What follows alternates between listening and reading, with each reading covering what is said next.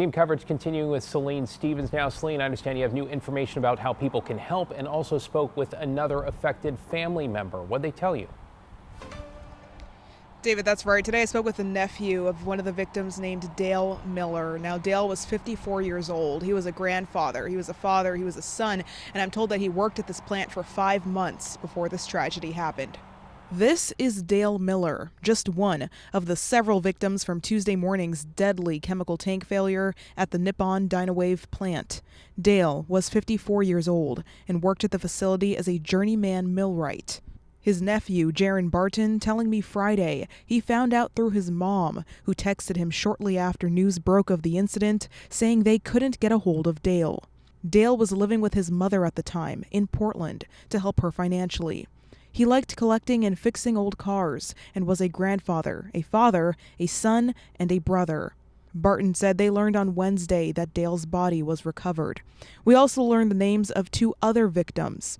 Jared Ammons is survived by a wife and 2 children, with a third on the way. An attorney for his wife says Jared went to work early so he could accompany his wife to a prenatal appointment. When Jared did not arrive, she went to the appointment with her sister and saw their unborn child for the first time on an ultrasound. And there's John Forsberg. According to a fundraiser, he leaves behind 2 children.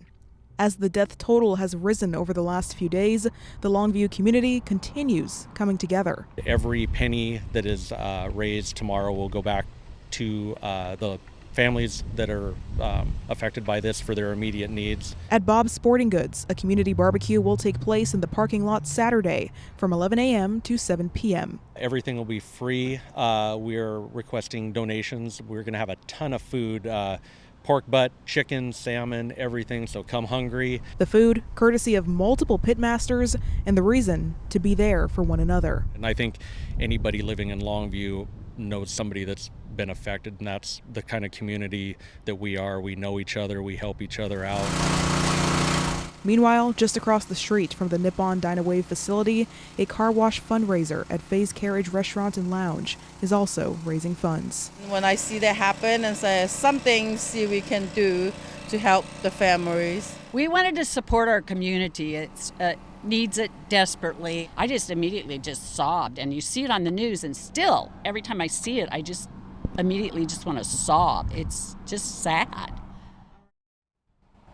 If you would like to learn more about these victims or find out ways to help out their families, you can read more on how to do that on our website at khw.com. And also, if you'd like to participate in that car wash fundraiser, you can come to Faye's Carriage all weekend long from noon until 5 p.m. David? All of these stories, all of these people requiring so much sensitivity. And Celine, I really appreciate how much care and grace you have shown across the last 4 days.